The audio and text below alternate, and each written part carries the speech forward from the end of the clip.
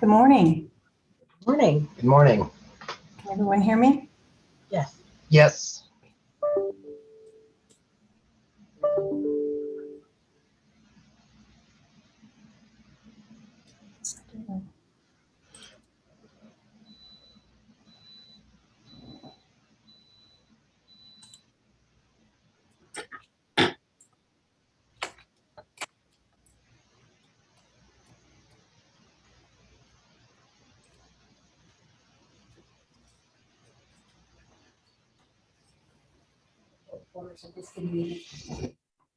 Yeah. Yeah. So.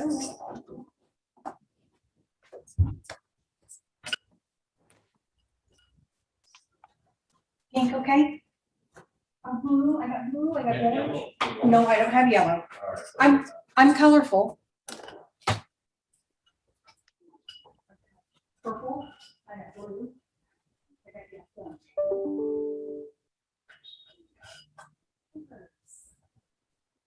Get this going.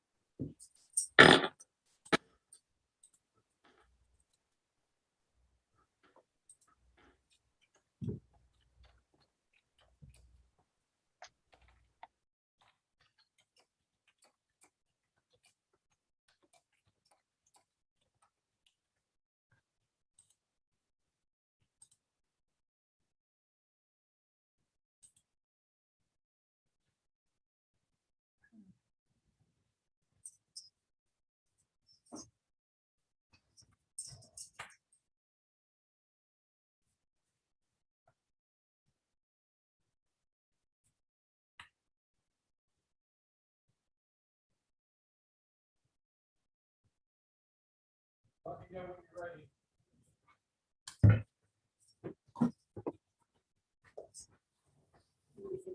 couple minutes. Debbie Norman's our public board. I will.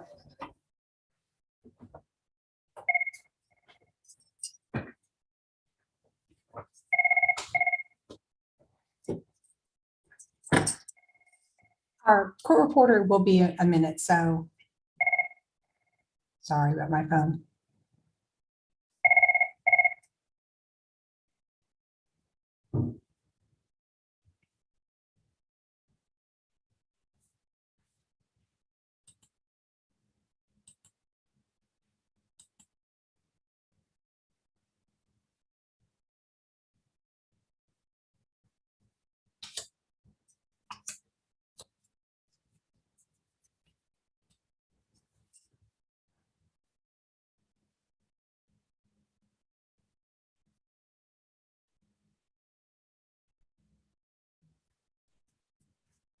There she is.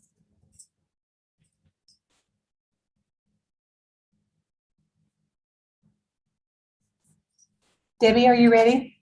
I am, thank you. It took me a while to close out of my other hearing. I apologize. Can't see me for some reason. Okay, just a minute. Here I go. Are you ready? I am, thank you.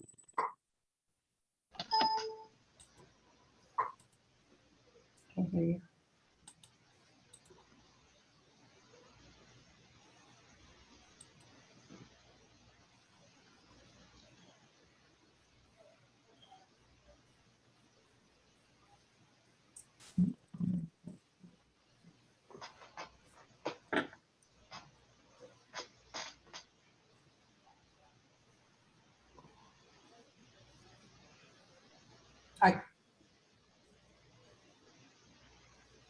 Debbie, are you ready? Yes, can you hear me?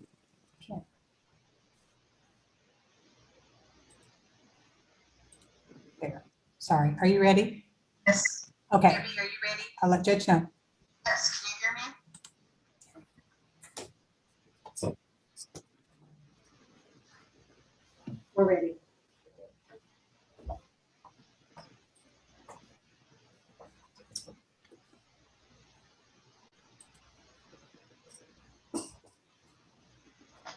Diane, it said recording stopped.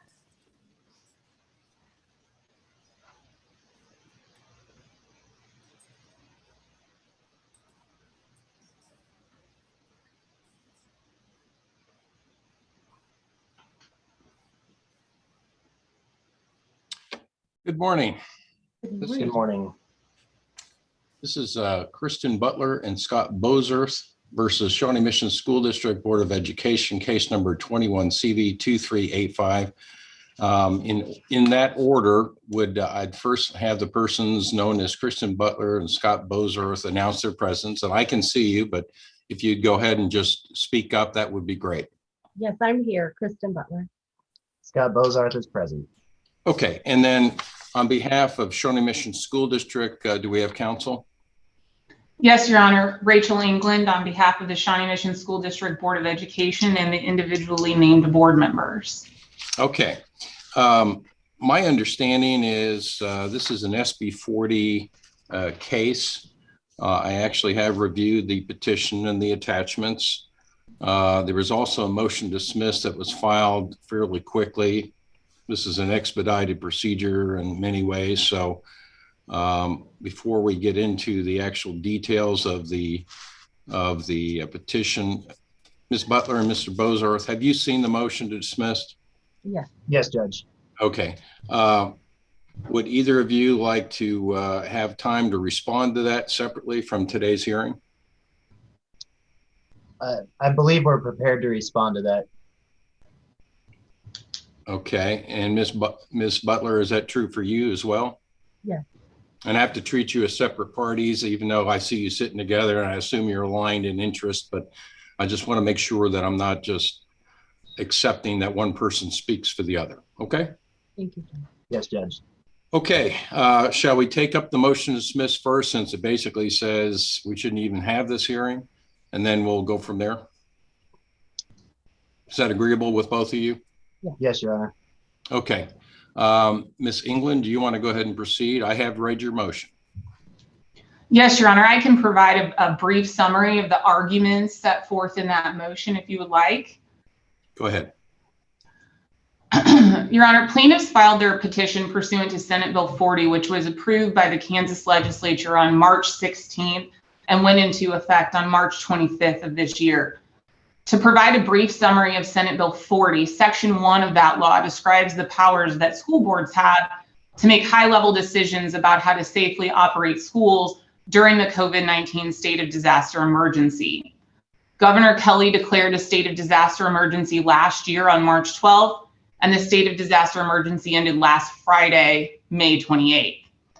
Senate Bill 40 also grants the employees, students, and parents of school districts the right to school board review and then to judicial review of a school board's COVID-19 response or reopening plan, or of any specific component of that plan. However, in order to seek school board review of its plan, a parent must file a hearing request within 30 days of the board's action in adopting the plan. If the parent files a proper hearing request and does not agree with the board's decision after it has reviewed its plan during a hearing, then the parent can seek judicial review of the plan. Turning to the facts relevant to plaintiff's petition, plaintiffs filed a hearing request with the Shawnee Mission School District on May 6th. Their request sought to challenge the requirement that students wear cloth masks in school buildings. The district superintendent issued a notice to plaintiffs that the hearing requests were denied. The notice explains that the Shawnee Mission Board of Education adopted its reopening resolution on July 27, 2020, more than 30 days before the hearing requests were filed. The notice also explains that this court, in an April 28th decision, previously ruled that Senate Bill 40 may not be retroactively applied to challenge board action that took place prior to the statute's effective date of March 25th. Let's be clear about that. I did not rule on that. That was another judge in this district. Correct. That was Okay. Judge Winnell. Okay. It's unclear whether plaintiff's petition seeks to challenge the board's reopening resolution adopted last summer or the district's denial of their hearing request on May 6th. Either way, their petition isn't proper and must be dismissed for 3 reasons. First, their hearing requests were properly denied as untimely. Plaintiffs had no right to a board hearing under Senate Bill 40 because they did not file their hearing request within 30 days of the board's action, and because Senate Bill 40 does not apply retroactively. Plaintiffs have no entitlement to judicial review because they have not been aggrieved by any decision of the Shawnee Mission Board of Education. The board did not hold any hearing to review its July 27, 2020 reopening resolution because plaintiffs did not file hearing requests that comply with the requirements of Senate Bill 40, and because the district relied on Judge Winnell's prior order that Senate Bill 40 may not be applied retroactively. Second, to the extent that plaintiffs seek to challenge the denial of their hearing requests, they're not entitled to— One other thing I want to, and I'm sorry Yeah. to interrupt you, counsel, but I've read his order, and actually that order, which is fairly short, first states that this is the case of Charlotte O'Hara versus the Blue Valley School District. That Correct. order basically said, you're not a parent and you don't fall in the category of anybody who contest it. Therefore, you don't have standing or a right to contest the mask issue. And I think secondarily, he might have mentioned the fact that it's not intended to apply retroactively. Is that more accurate? I believe that his order was on multiple grounds. I am aware that Judge Winnell heard arguments specifically on the issue of retroactive application, and his ruling determined that Senate Bill 40 represented a substantive change in the law, and that therefore it could not be applied retroactively. So I believe that his decision was on multiple bases. Okay. That decision was attached to plaintiff's petition. Right. Going back, to the extent that plaintiffs seek to challenge the denial of their hearing request, they're not entitled to a review of that decision under Senate Bill 40. Judicial review under Senate Bill 40 is specifically limited to an evaluation of whether a school board's action, order, or policy in response to COVID-19 meets the narrowly tailored standards set forth in the law. Third, as previously explained, Senate Bill 40 is limited. Ma'am, I apologize, but you're reading and you're just running away. So could you slow down? I'll speak slower. Thank you. No problem. This is very interesting. We're doing this on Zoom and YouTube, and it's a video process.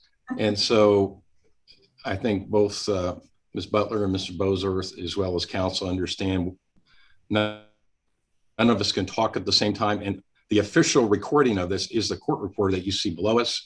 And she literally has to hear what you're saying so she can get it down right. So that's just part of the process. So we're all going to slow down here and take our time and not worry about the time issues, because I'm going to give everybody all the time they need to talk about this. Okay? Go ahead, counsel. Third, as previously explained, Senate Bill 40 is limited to school board action that's taken from the law's effective date to the end of the state of disaster emergency. The Shawnee Mission Board has taken no action during this time period. The only action that's been taken by the Shawnee Mission Board of Education was on July 27, 2020, when the board adopted by resolution the district's reopening plan. Part of that plan was the requirement that students wear cloth masks. Further, the school year ended on May 27th, which was the day before plaintiffs filed their Senate Bill 40 petition, and therefore they cannot be aggrieved by the school's reopening resolution. Their children currently are not under any requirement to wear masks at school. The petition is moot and should be dismissed as such. As a final note, the defendants ask that individual board members be dismissed from this action. They're not proper parties to a Senate Bill 40 petition. Senate Bill 40 concerns challenges to actions taken by a school board as a whole and not to the actions of individual board members who have no authority under the law to take action or issue orders with respect to school operations.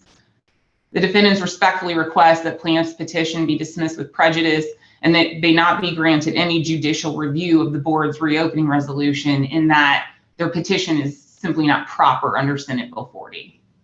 All right, thank you, counsel. Ms. Butler, would you like to respond? I would like to defer to my partner here if I could. Okay, so he's more prepared on this issue. Well, we both are, but we've kind of, he has more of a background in, Okay. I'm a parent and I am not fluent in legalese. I do have my points, but I would sound much more like a lay person than he would. So if that's okay with you, Judge. Well, that's fine. If you, I mean, I appreciate the efficiency of you deferring to him on making whatever arguments that apparently you've both discussed this. So You have there's collaborated. agreement with the position that he's going to advocate in response to the motion. Is that right? That's correct. Thank you. Okay, Mr. Bosworth, go ahead. Yes, sir. First off, we believe we absolutely do have standing, as we are parents of students in the district. Regardless of the And argument. before we get into that, just from a human standpoint, could you just tell us the ages of your children? I don't need their names, obviously, for privacy purposes, but how old they are and what schools they attend in relation to this action? Yes, my children are 7 and 10, and they go to Rain Benninghoven Elementary in Shawnee. Okay. My daughter is 14 and just finished out 8th grade at Hawker Grove. Okay, perfect. Go ahead, Mr. Bosworth. Regardless of whether this is retroactive or not, we included in our initial petition, which it looks like it got left out, but I emailed it to all parties this morning, was an April 30th email from the district. Yeah, I don't know if you can see that. But in this April 30th email from the school district, it states all COVID-19 mitigation measures to remain in place. In their discussion, they write. Mr. Bosworth, did you send that to Chambers? Because I don't, usually I get copied on everything that is sent my way. So I initially sent it to the court clerk with all the other documents, and then as I reviewed this morning, it looked like it got missed, and I sent it to Diane Schrader, you judge. Okay, you know what? I think you're correct. My assistant just indicated she did receive it, and I do have it. So go ahead. I've got it up on my screen now. Absolutely. At the bottom of the first paragraph, they write, our goal now, as of April 30th, is to finish the year strong with in-person graduations and other celebrations. We believe that was an update to their policy, as they are stating now and have a new goal. At the beginning of the second paragraph, they write, to achieve this, we are keeping all mitigating procedures, including mandatory mask wearing, in place.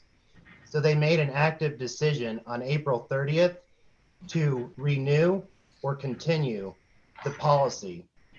The COVID-19 policy measures are by nature supposed to be fluid and temporary. So we see this as a renewal and an update to the actual policy. Okay, and just so folks who may be attending this hearing understand what this actual memo says, it just simply says the heading of it is all COVID-19 mitigation measures to remain. Essentially, it's saying we're sticking with our policy, right? We believe they're renewing or continuing, so updating their policy. Yes, Judge. If they have to, this came in light of Johnson County reducing their mask mandate and removing it. So we believe if the county changed its course, the district then responded to that by agreeing or concluding that they're going to continue with the policy. So in this temporary fluid policy, they specifically renewed it. Well, I think if you read the very bottom of that memo, and I'm not trying to dispute what you're saying as a renewal or whatever, it says with more vaccines available in the community, parentheses, including for our students age 16 and above, close parentheses, and with progress on vaccines for younger children, we look forward to the day when we can truly put the pandemic behind us.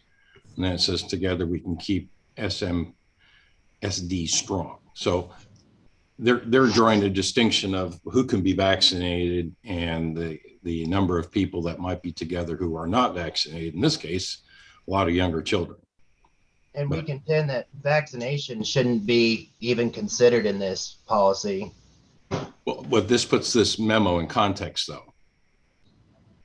Yes, and I think Johnson County changing its order on, I believe, April 29th,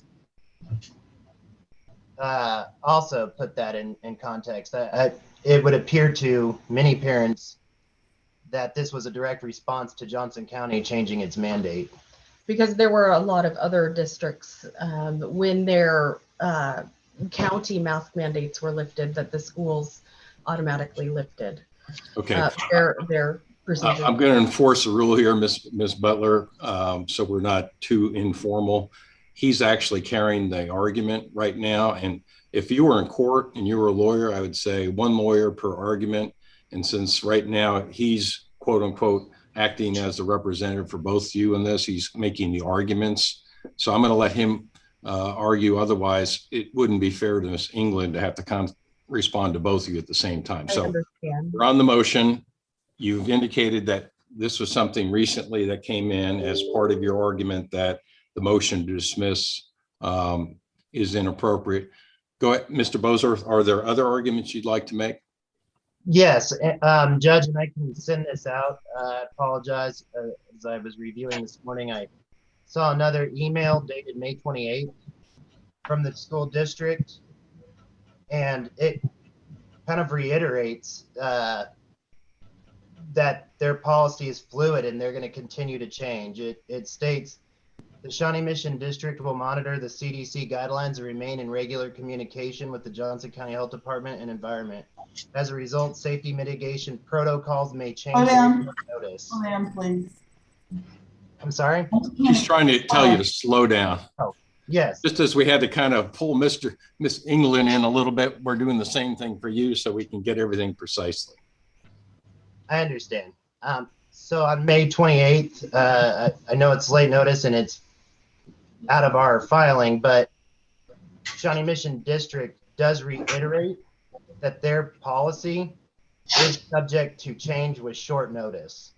Well, let's talk about that right now. I mean, one of the difficulties, this law, which came into effect, that it's kind of a hurry up deal. It's basically says school districts, if one of these things happens and they have a list of things, you know, some order or action or something like that, you've got to make a decision within 72 hours. And then once that decision is made, then if you don't like it, you get to appeal that to district court. And the legislature then says, we got to hear it within 72 hours.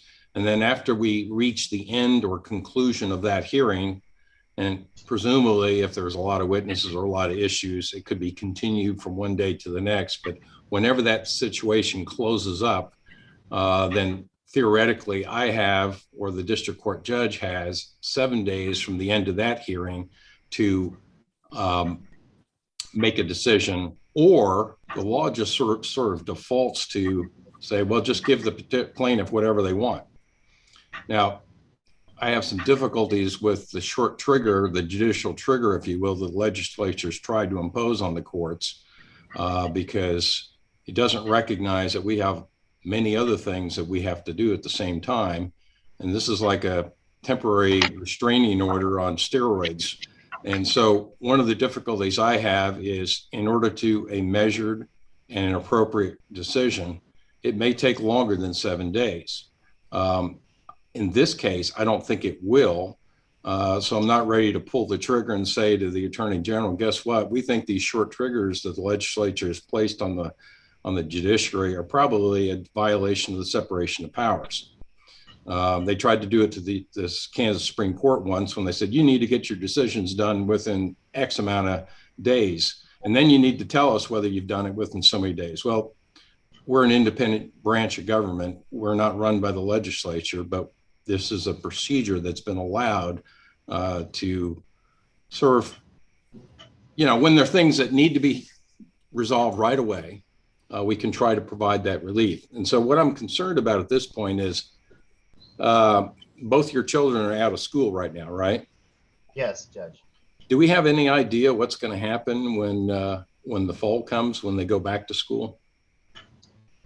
No, we don't.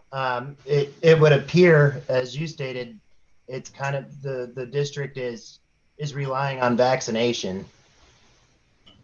Well, And let's just assume that, we progress through the summer. We've got, I think statistically, we all watch the same stuff, but it looks like almost 50% of Americans have received at least one vaccination shot. And of course, that's another issue, whether or not you can require somebody to be vaccinated. But assuming that's true, and a lot of places are lifting the mask mandates, is it conceivable or possible that the school district may have in-person learning without masks? I mean, do you know one way or the other?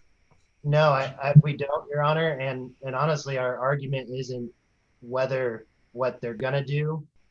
Our argument really is that this should never have been in place to begin with, because it's a violation of law.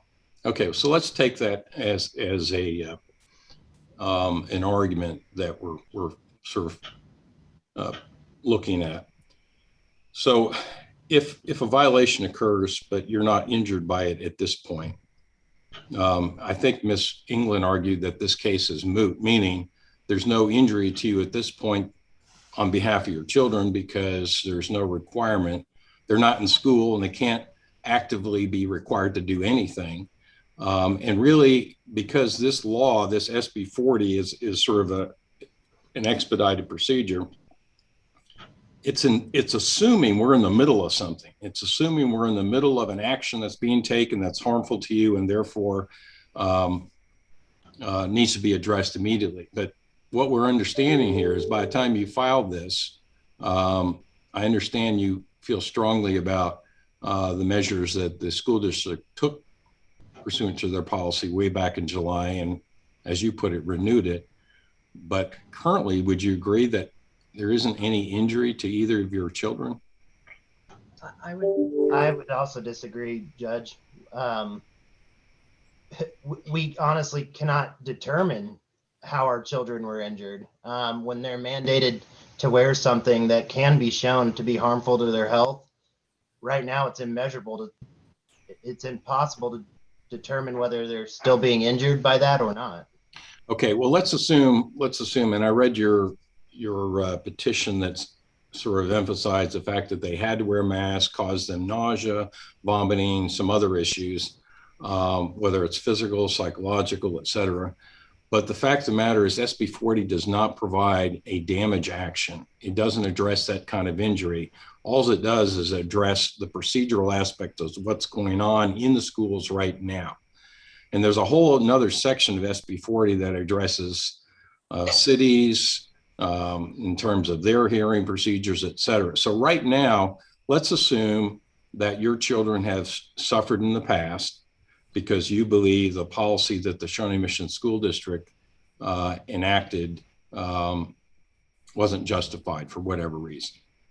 And assuming I can't award damages, I can't do any of that stuff, and your children have suffered whatever they've suffered, the fact of the matter is the current situation is they're not in school and there is no policy in effect right now for the next school year. Is that pretty much accurate? There is a policy that extends through the summer. Mine is in a camp right now with a mask on And yes, Kristen's child is in a camp right now with a mask on. in the district. Okay, so right now, one of the 3 children is attending a district-sponsored summer camp. Is that accurate? Yeah. Okay. All right, Mr. Bosworth, I'm sorry. This is helpful to me to sort of get to the root of really what we're talking about, so I can. Appreciate you taking the time. And actually, on that, Judge, and even as Ms. England stated in the petition, for instance, there's a school board meeting on June 14th, which we both plan to attend. Forcing us to wear a mask for that would also be a grievance we have, as stated, and I'm gonna find it. It even says that the district can only mandate any actions by any students or employees of the district while on district property. So if we were to go to a board meeting and even take our children, I guess Miss England's argument is that since our children are not students and we are not students, that the district can't compel us to wear a mask to attend that meeting. Well, let's not expand the arguments in your petition, because right now it's not fair to the district to have to respond to one set of allegations. And then this is like, well, this could happen down the road, and I think we're going to show up and I think we're going to be told to wear a mask. That's another issue. And so, and that's kind of what Ms. O'Hara's case was about. She wanted to show up at a school district meeting, and that whole issue was addressed by Judge Winnell. So let's kind of go back to what you've originally filed so I can properly address that and Ms. England can properly respond to that. Okay, so you've made a couple things pretty clear. Any other arguments you'd like to make in response only to the motion to dismiss? Yes, Ms. England notes that we incorrectly listed the board members individually, as well as stating the Shawnee Mission School District Board of Education to include their names. If that was a procedural issue, that was a mistake. And looking at the Kansas Supreme Court Administrative Order 2021 RL-032, it does state that the court approves emergency rules of procedure with an understanding some petitioners may be unrepresented. Accordingly, failure to comply with this order is not a reason for this to be rejected. I don't think this is not going to be one of those, aha, there's a technicality, boom, you're kicked out of court. We don't work that way. She's doing her job by saying all these people who've been elected to their position shouldn't have to respond to a lawsuit individually. Because really what you're contesting is simply the Board of Education's policy that's been collectively passed by this body. So yes, you're not really opposing the dismissal of these individual board members. You just want to address the policy of the Board of Education, right? Absolutely, yes. Okay, so with that in mind, I'll make one little ruling here and I'll just say, Ms. England, your motion to dismiss the individual board members is sustained, okay? With the agreement of the plaintiffs in this case. Okay, go ahead, Mr. Bosworth. Anything else that you want to talk about? No, Judge, I just want to reiterate really that with all the timeframes given in SB 40 and with this procedure, yes, our children are out of school with the exemption of one of Ms. Butler's child being in a district.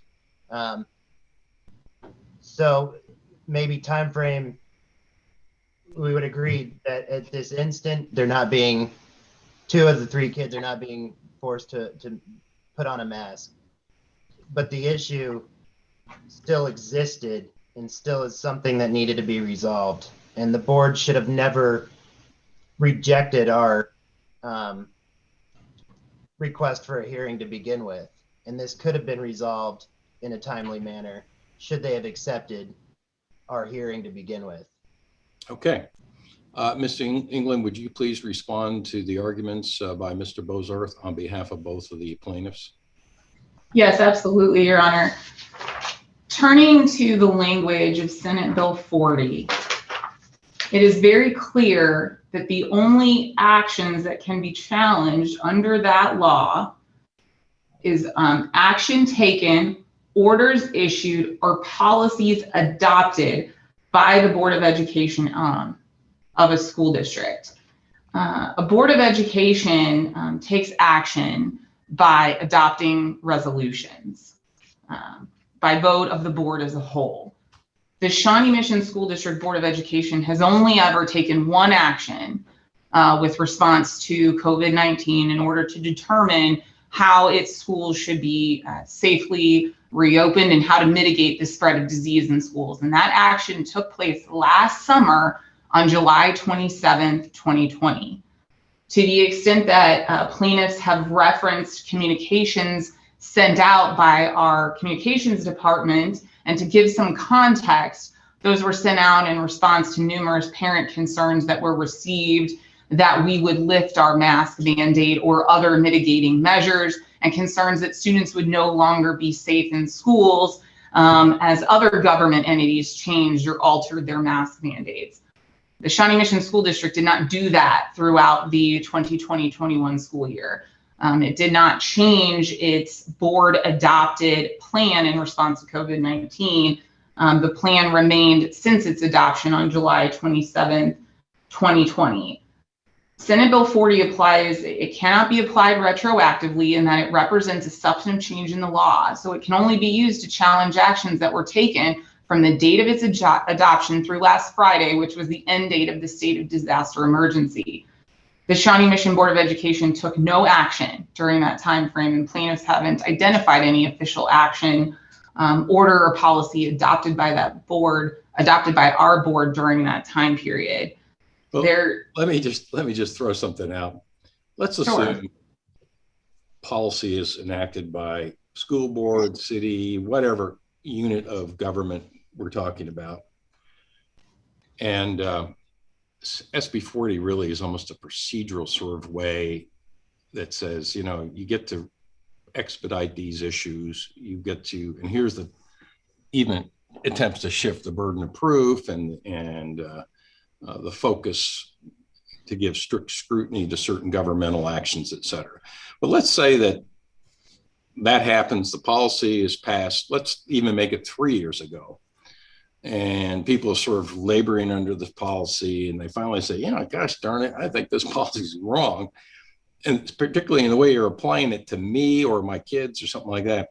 So isn't there a potential for application of a policy that the substantive change is really not any different than what it could have existed before? If SB 40 wasn't in place, all it did was put some machinery on top of, and some burden shifting, if you will, on top of an existing right to contest things by any governmental agency. So I'm having a little trouble with the retroactivity argument from that standpoint, that as applied to the petitioners or their children, the application of the policy, if it doesn't allow for exemptions or, you know, et cetera, would you concede that at least the policy as applied could be timely?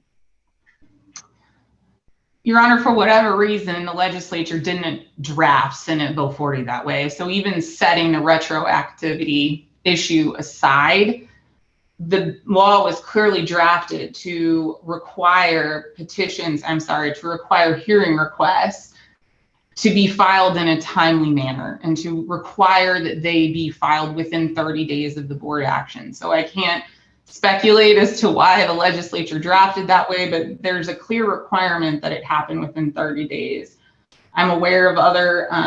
Let me just say SB 40 doesn't exist, all right, hypothetically. And Mr. Bosworth and Ms. Butler say, you know what, our kids are having psychologically a really tough time with this mask thing, or they got asthma, or they got some other issue. We want you to do something about it. And then the district says, no, we're not going to do anything about it because we think we're right. And so they bring a lawsuit in state court or federal court or whatever, outlining some of these grievances, and they attach some kind of federal statute to it, or maybe state constitutional issue, or whatever the cause of action is. The mere fact that SB 40 exists now and couldn't be used prior to that doesn't alter the fact that the policy could be challenged if somebody's truly injured by it, right? That's correct. There'd be other mechanisms for those sorts of challenges to a school district's mitigating measures in response to COVID-19, including masks. So for example, let's just talk about that, because I think some people don't understand that what school districts are. They've been given home rule powers by the legislature that basically says we get to make rules that control how we operate, et cetera, et cetera. So what would be, let's assume SB 40 never existed, okay? What would be the avenue for Ms. Butler and Mr. Bosworth to contest any of these kinds of let's pick an issue. Don't chew gum in the hallways, okay? Well, my kid's got to chew gum because he's got a problem with, generating saliva. He needs it, whatever. That's probably a little far-fetched, and I'm getting a smile there from Ms. Butler, Ms. Bosworth, but let's just assume something happens in the school district that says you can't do this, okay? You can't wear penny loafers or whatever. Now, what would be the process for a grievance in one of those kind of incidences within the school district that normally would be something they'd consider? I assume you don't have hearing officers at this point. Is that right? that's correct, Your Honor. And if you'd allow me a minute, we actually have a school board policy that specifically addresses the concerns of members of the public. And I can pull that up and give you a reference. It's in our case series of policies, but it basically allows and gives direction to parents or other community members who have concerns about any operational aspect of the school district. That is our policy KN. It is entitled Complaints, and I'm pulling it up right now. Okay. It's publicly available on the district's website. As I'm pulling that up, I will say that another avenue or another mechanism for parents to be heard is during the public comment of our board meetings, which is prior to every regularly scheduled board meeting. Plaintiffs here are familiar with that process. And in fact, at our May 17th board meeting, they were given an opportunity to speak at public comment and an opportunity to be heard. Also an opportunity to be slandered after. Miss England, we just lost you.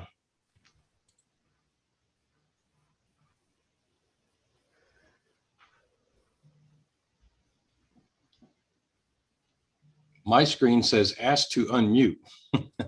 So unmute yourself, Miss England. And also we'd like to see your video again too.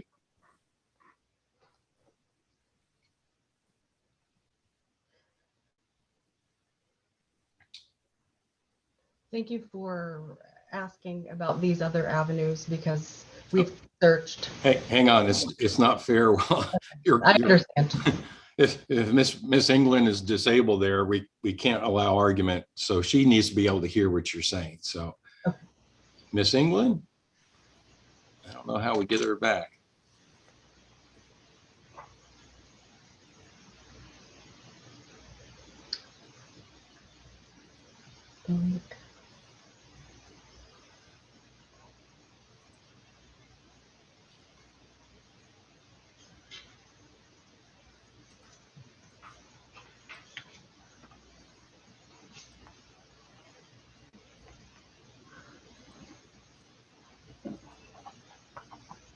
Yeah, the difficulty I'm having here is that I don't know how to reach her. I'm going to ask my administrative assistant to try to call her. I assume she's got a phone number for her. And so Diane, would you please try to call Miss England to let her know? I'm guessing what's going on right now. She's really scrambling, trying to figure out what's going on. This is just part of the computer age. Oh, they're trying to connect, Judge. Okay. I just got an email.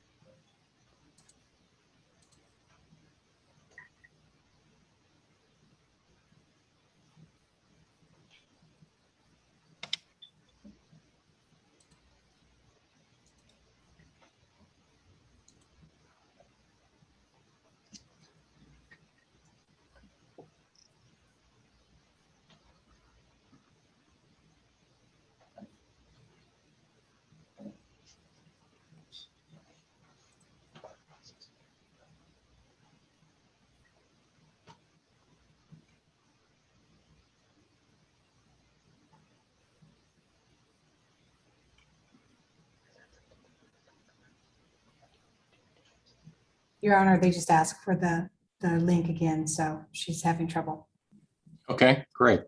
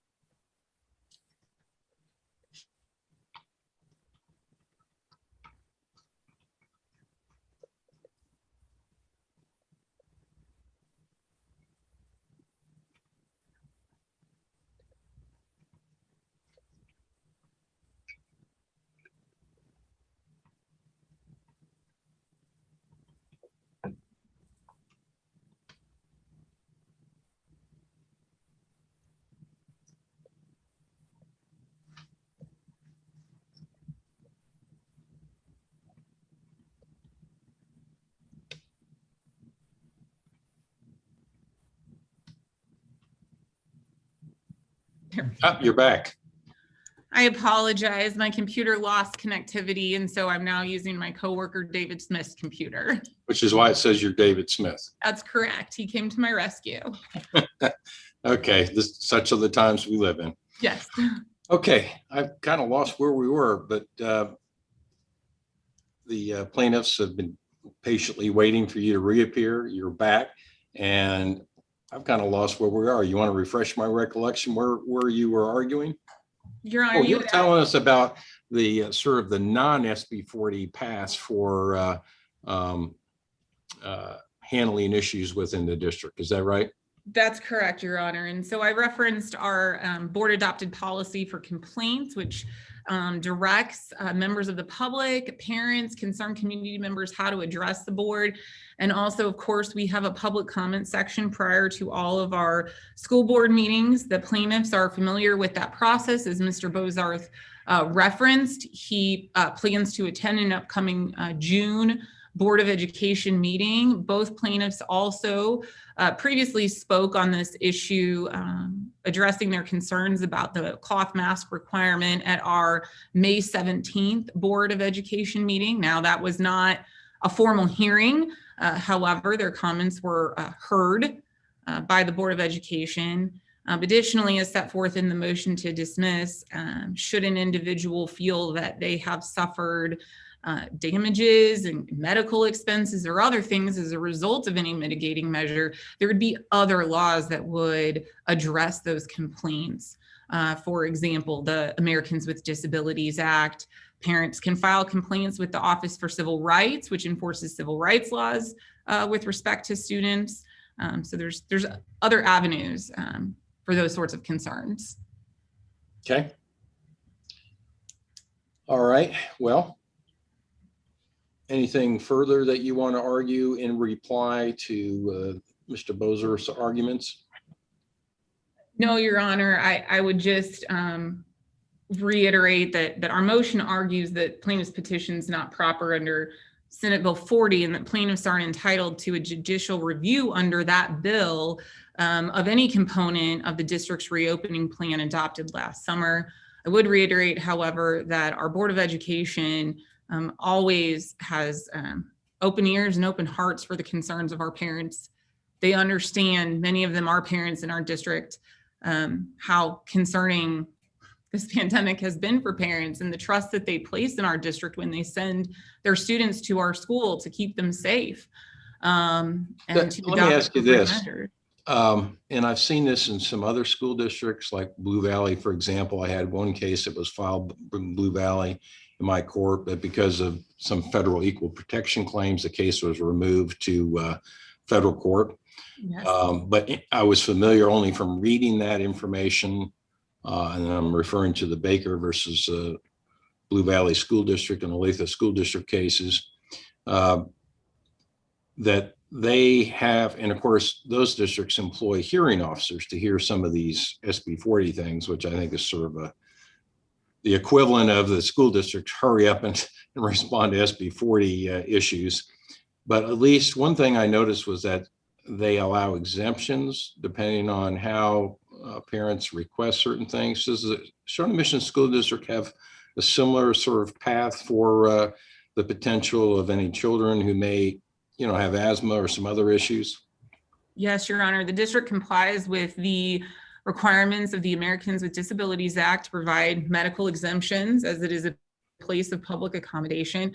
We have regularly worked with parents who've provided doctor's notes indicating that there's a medical reason that their child cannot wear a mask or participate in any other mitigating measures. And we have granted exceptions to our mask policy where appropriate and where that is a reasonable accommodation for that particular student. Other than this action that was filed by Ms. Butler and Mr. Bozarth, are you aware of any applications they filed to have their children exempted from the school district policy? My understanding, and I'm speaking from memory here, and I'm fully comfortable if Ms. Butler responds to this, is that Ms. Butler did file requests for medical exemptions for her students. My understanding is that those were granted and her children were exempted from, my computer just got reconnected. So if I'm on twice, that's why. That her children were exempted from the mask requirement.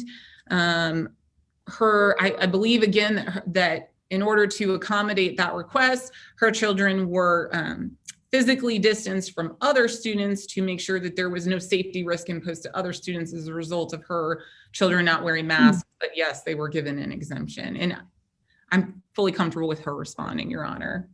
All right, Ms. Butler, is that correct? Yes.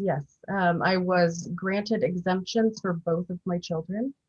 And then they were treated like they were diseased, and there was more psychological damage from them not wearing masks. So they chose to deal with their physical issues and don masks so that they wouldn't be put in a corner and exempt from being able to participate with the other students.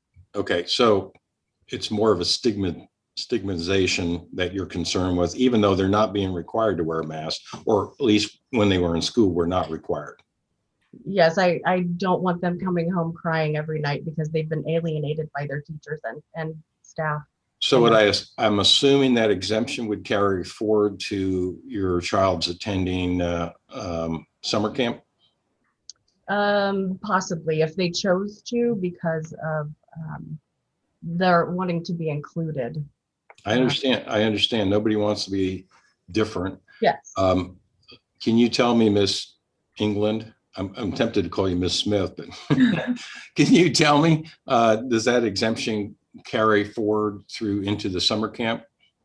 Correct. Yes. If Mrs. Butler requested an exemption, it would carry forward. And just to clarify, it's never the desire of any school staff to place a stigma on any child. We are following, as indicated in our reopening resolution guidance from the Johnson County Department of Health and Environment, and their direction is that if a student cannot mask, then we must physically distance. Okay. So let me just check with Mr. Bozarth real quick. Did you also get an exemption for your child? No, Judge. I have seen how they treated Miss Ruby Gonzalez's kids and Miss Butler's kids, and I do not want a fragile 14-year-old girl being ostracized and having further damage. Because it's my contention, when they claim they're keeping everyone safe by separating our kids, my argument is that they're in fact hurting our children more by separating kids. They keep claiming safety and they can't show it. There's no evidence that they're keeping our kids safe, which is something we have exhausted by going to school board meetings and questioning the district. So no, I have not asked for an exemption because I do not want my fragile daughter further hurt. Okay, so just moving forward with what we know about this case, none of your children are being required to wear masks. You could ask for an exemption, but you've chose not to do so because of the reasons you just said. Is that about right?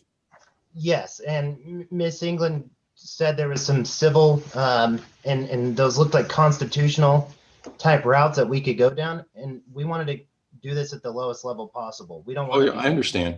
I think she mentioned the ADA, the American with Disabilities Act, but in any event, okay, so what we know right now, factually, is that none of your children are being compelled to wear masks. You could get an exemption. You already have an exemption, but you're more concerned with them sort of fitting in with the rest of the kids and what that harm was when they were in school. I have to keep emphasizing that. And in your case, Ms. Butler, it's more that now that you're sending your child to summer camp, you're sort of facing the same situation, but you've asked for and received an exemption. So now it sounds like we're out of the school year. The policy is apparently applied in the summer camp, I'm guessing, which is a school district sponsored issue. And so beyond saying the policy should not apply at all, is there any other issue as it relates to the one child that's in summer camp that I should be aware of right now? I'm not sure there's an issue per se, except for, she feels discriminated against when she takes off her mask, by teachers who are vaccinated. And there were just a couple of things I wanted to ask. If we are supposed to be heard at our school board meetings, what we were met with was not open arms and we care about every child. It was being scoffed at. It was being defamed in different newspapers. It was lies and slanderous things. The district spokesperson was on local news, and the Kansas City Star claiming that we were spreading disinformation. And what I spoke about was what happened at my doctor's office for my child.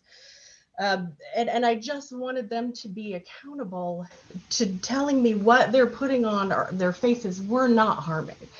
After this much time, we should have some research and statistics on how it is not harming. They should prove that this is why they're doing it. I don't know the avenue for this because I'm just a parent in the district. So I don't know if it's an SB 40 hearing or if it's following through with trying to hold them accountable for the SB 40. I understand that may not be our avenue, but they haven't helped me. And they haven't seemed like they wanted to. We were slandered on social media by Heather Ousley, just talking. What kind of accountability do we have for our board members if they're slandering parents that have real concerns in the district? Just point me in a direction, because all I care about are my children and the other children in the district, and having them being treated fairly, and to know that there's no harm coming to them by the mandates they're making. Okay, well, keep in mind, I don't choose the cases that get assigned to me. Everything's sort of random. And I'm also confined to the legal channel that you've chosen to bring this, which is SB 40. Yes. And there are various sections of that that I have to address. And this is actually, I'm looking at the SB 40 bill. It's called New Section 1A1. And that's the part that talks about boards of education. Okay. And it says that only the Board of Education responsible for the maintenance, development, and operation of the school district shall have the authority to take any action, issue any order, or adopt any policy made or taken in response to such disaster emergency that affects the operation of any school district, et cetera. And sort of the lead into that talks about the whole COVID-19 health emergency, okay? So that's already established in the state that there was a COVID health emergency. What we're dealing with now is the reaction to that by various governmental units. So this is now the school district section of SB 40. There's a whole section about the governor. There's a section about cities, et cetera. And I think the section that we're talking about begins with subsection A1 capital C, where it says it's not limited to any action, order, or policy that A talks about closing schools, B talks about authorized or requires any form of attendance other than full-time in-person attendance, et cetera. C says, quote, mandates any action by any students or employees of a school district while on school district policy. So that's, I think, the applicable section because it's mandating something related to students. And then it says under capital C, there's a whole another section 2 under that says an action taken, order issued, or policy adopted by the Board of Education of a school district pursuant to paragraph 1 shall only affect the operation of schools under the jurisdiction of the board and shall not affect the operation of non-public schools. So they've done a carve out for private schools or religious schools and those kinds of things. Then if you go further down on this, C1 is the section that talks about an employee, a student, or the parent or guardian of student aggrieved by any action taken, order, issue, or policy adopted by the Board of Education of a school district pursuant to subsection A1. That's during the state of emergency, blah, blah, blah. Okay. So putting ourselves in the box here, they had the authority when they did so to enact a policy related to COVID-19, whether you agree with it or not. All right. So now we're down here on C1 saying employee or student or a parent of a guardian student aggrieved by any action taken, order issued, or policy adopted by the board. And I'm just going to speed along here because this will put you to sleep, but or an action of an employee of school district violating any such action, order, or policy may request a hearing by such Board of Education to contest such action, order, or policy. And this is the key language I think the district's focusing on. Within 30 days after the action was taken, order was issued, or policy was adopted by the Board of Education. And then it says any such request shall not stay or enjoin such action, order, or policy, meaning at this point, they've got a 30-day trigger to contest things. And what I'm asking you is, beyond simply contesting the overall policy, was there some action taken against your children, if you will, that you asked for some kind of action, exemption, or something along those lines that makes this action timely, as opposed to something that occurred way back in July of last year? Was there something specifically that you can pinpoint that you said, hey, my child needs this or needs that or doesn't, et cetera, as opposed to simply attacking the entire policy for some of the reasons you've already mentioned? And I'll start with you, Ms. Butler. Is anything in particular beyond the entire policy that you object to as it relates to your children? Not that we have filed here because this was prior to their mask exemption. But after the exemption, you know, I just believe that they were treated in a discriminatory way. I did want to bring up the fact that, you know, we were slandered and lied about on social media by one of the board members in particular. That's not before me, right? No. Okay. And so, you know, other than those things, I just didn't know the avenue to take because we have been met with opposition and contention and eye rolling by the board. They grudgingly let us speak, you know, and then proceeded to slander us. Okay. So I'm not sure what other avenues to go to, and that's why I'm here. All right. And again, trying to put this in the context of what I have to deal with. Yes, I suppose are you basically in agreement with Ms. Butler said in terms of any specific action the board has taken beyond its overall policy that you believe you are aggrieved by? Well, by continuing the policy, especially since we've come 16 months, give or take, from this virus really becoming clear, and almost a year since they enacted the policy, we've learned a lot more. We learn more every day, and they have continued that policy. And every single day our children were in school, that mask had to be on. That is enacting agreements on them every single day that they had to put that mask on. Okay, so I take it from your response, you're in agreement with Ms. Butler. There's nothing specifically that's happened with regard to the policy as it applies to your children. It's just a continuation of it. Is that fairly accurate? Well, I would go further just to say that, like in Miss Butler's case, and I am speaking for her, she can clarify, her children were punished for getting a mask exemption. Essentially, the school punished them by quarantining them and keeping them separate, claiming safety. And traditionally, the Okay. sick people would be the ones that were quarantined. All right. Other than the fact that because they were given an exemption not to wear a mask, her children were spaced accordingly at school to prevent. And the theory is the masks were supposed to prevent transmission, not necessarily protect your kids, but more prevent them, since they can't be vaccinated, into transmitting the disease to others. And but in any event, what I'm hearing is we have a lot of stuff that occurred in the past, and the school district is not actively operating under a mask mandate other than at summer camp. Is that pretty accurate, Ms. England? We don't hold summer camps. I don't know if what Mrs. Butler is referring to. We do have summer school, but we do have different entities that rent our facilities. And so I don't know if it's a YMCA camp or It's a Shawnee You Mission know. band camp, Shawnee Mission School District band it's a camp. band camp. Yeah, and Okay. it's held at Shawnee Mission Northwest by Shawnee Mission School District. Okay. Band camp, huh?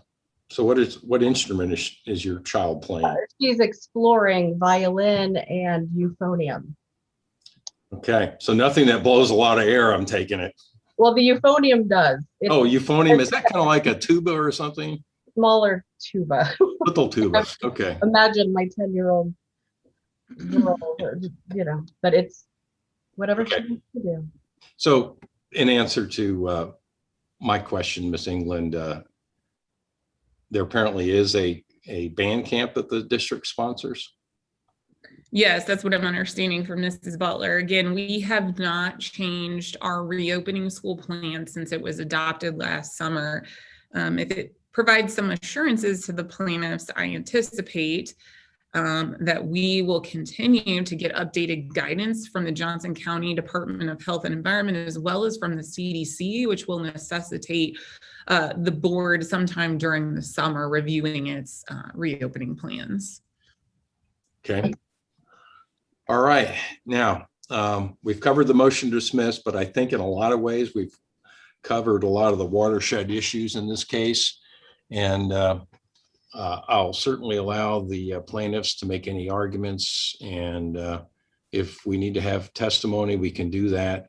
But I'll start with you, Ms. Butler. Have we covered the waterfront of pretty much the factual issues that you're concerned about? I believe so. For the most part, there was just one other point being that if, I wanted to reiterate that if they are mandating something on our children, that they should have studies and statistics to show that it's actually helpful. And they have failed to provide any of those things in this year to show us that. In fact, most of the studies I come across show that masking children is not something that helps mitigate COVID-19. That was my last point. Okay. I see the signatures on both the petitioner by Mr. Bosworth and Ms. Butler. And honestly, I don't see that you guys have verified your signatures. Do you know what I'm talking about? No, Judge, I don't. Okay, the local rule requires, and this is to assist us in making sure that people don't make a lot of wild allegations, that they verify, state under oath, that what I'm telling you is true. And so, because I don't have that verification from either of you, I'm going to ask you both to raise your hands, right hands, and to make sure that this is properly verified. Do you solemnly swear that the petition that you filed in this case is true and correct? I do. Yes, Judge. Okay. Consider the technicality of not filing, you can put your hands down now. Consider the technicality of failing to file a verified petition to be taken care of, so that we can now say, these are our allegations and this is what we're looking at. Okay.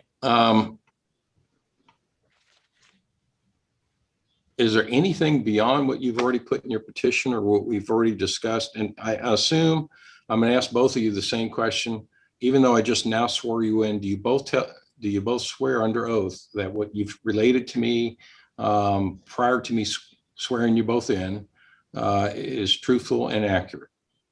Yes, Judge. Okay. Ms. England, do you have anything else that you want to discuss with the court about the petition or any other issues, assuming your motion to dismiss is not immediately sustained?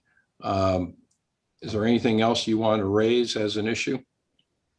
Well, Your Honor, I need to understand if we are having judicial review of the school district's reopening resolution, because if you're inclined to hear evidence about that, then I can provide testimony from our district's health director regarding the efficacy of masks and supporting the mask component of that reopening plan. So I don't know, as an initial matter, if you're deciding whether to grant judicial review under Senate Bill 40, if you are, or if you are reserving a decision on the motion to dismiss, I can provide testimony. Alternatively, if you review the school district's reopening plan, that was the link to that public records provided in the motion to dismiss, there is extensive support for the mask requirement in that document. Well, according to the petition, which is filled out on a form that's provided by the courts, it starts out and says, paragraph 2, I am challenging the following decision, action, or order under 2021 SB 40, and says, check one of the boxes. Mm-hmm. And various boxes are listed. There's, see, 1, 2, 3, 4, 5. None of those are checked except for the first one, and that says a decision of the Board of Education. And then it says date of the decision you were challenging, and it says May 6th of 2021. And then it simply indicates the person's relationship to the who they are, if they're a parent or guardian of a student. So right now, it looks like the decision that's being challenged is the fact that I think, as Mr. Bosworth indicated earlier, was simply a continuation of the policy that was enacted way back in July of 2020. Is that pretty accurate, Mr. Bosworth? Correct. We're challenging both the policy and the denial, or the challenging that we should have been able or granted a hearing as well on that policy. Okay. And Ms. Butler, again, Mr. Bosworth speaking for you, at least substantively, as to this. Yes, Judge. Okay. So Ms. England, I think what the court needs to do is decide whether or not there should have been a hearing issued for the request of the challenge of the continuation of the policy. And then I think what I need to do is go through the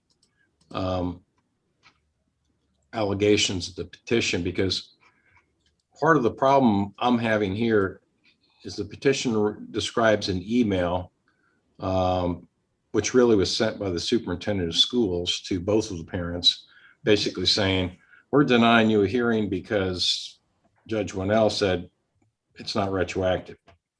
But right now, I need to go through this and come up with the sort of rationale, because they want to go through the merits of the entire attack on the policy, but this procedural mechanism is designed to say, did you get a hearing or didn't you get a hearing? Are you even entitled to a hearing? Because this is something that happened way back when.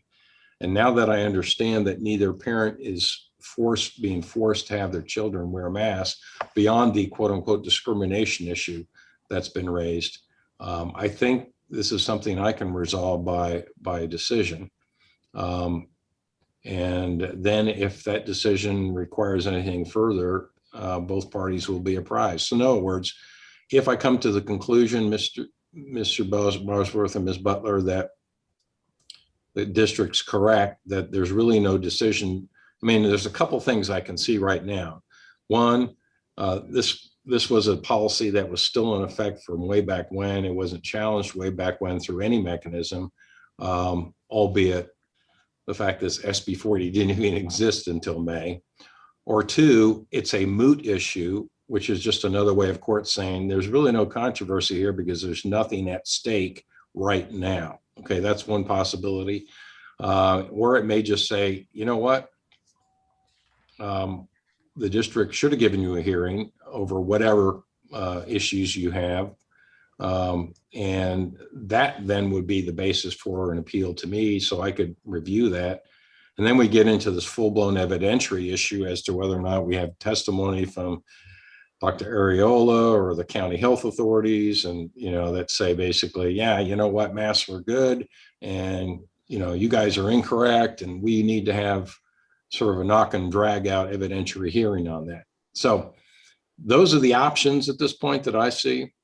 And my concern is right now that I think it'd be better for me to sort of put in a written order, get my arms around what you're telling us, look at it both procedurally and substantively, meaning look at the merits of it, but also look at how it's arrived here in district court, and then look at the district's perspective as well, and is whether or not they're correct. So beyond that, I'll ask both Ms. Butler and Mr. Bosworth, do you have any other comments beyond what you've already told us and what I can see in your petition? I just wanted to clarify that it's not necessarily whether masks work or not, but the harms that are being done to the children with the masks that haven't been investigated, or yeah, that's, yeah. So the harm, Okay. not the efficacy of masks. Got Yeah. it. Our petition really was, the district has concluded nothing more than what the CDC and Dr. Areola, and there's a plethora of more people, doctors, actual medical doctors, not toxicologists, that we can consult about these issues. So rubber stamping what a toxicologist says is really not beneficial. I mean, that's one of our biggest issues. Right. But short of digging into the weeds on the underlying basis of the policy, or the sort of expertise that was used to create the policy, whether you agree or disagree with it, bottom line is you've arrived here today with this petition, and it really boils down to you just don't like the policy as applied to your children for the reasons we've already talked about. Is that pretty Yes, fair? sir. Yes, Judge. Okay, Ms. England, do you have anything else you want to comment on? Because I am going to try to get an order out within 7 days. But I will tell you right now, if it doesn't arrive in 7 days, I will simply indicate I believe the provision in SB 40 that requires me to get it done in 7 days or grant the relief that the petitioners are asking is probably a violation of the separation of powers. And that won't be enforced as far as I'm concerned. But right now, I think I like to get things done practically. I don't like to create issues where there are none. And so if this was a case that involved a lot more evidence or a lot more issues, and I'd have to hurry up to try to get something done within 7 days, then I'd feel more strongly about notifying the Attorney General to say, guess what? I'm going to declare these unconstitutional. I want your input because you're supposed to be consulted. But at this point, I think the issues in this case are fairly succinct, and I thank you both for kind of going along with this process and making it a lot easier for me to understand exactly what's at stake. I don't think I'm going to have a lot of difficulty coming up with an order that actually addresses your concerns. And win or lose, I understand what you're saying, and I'll get an order out and I'll try to put it in a format that everybody can understand, lawyers or non-lawyers. Okay. Ms. England, anything else you'd like to add? I could just add a point of clarification that may be helpful to you as you draft your order. The district's denial was not an action by the Board of Education. The district's denial was done by the superintendent, and only actions of the Board of Education after Senate Bill 40 hearings can be challenged under Senate Bill 40.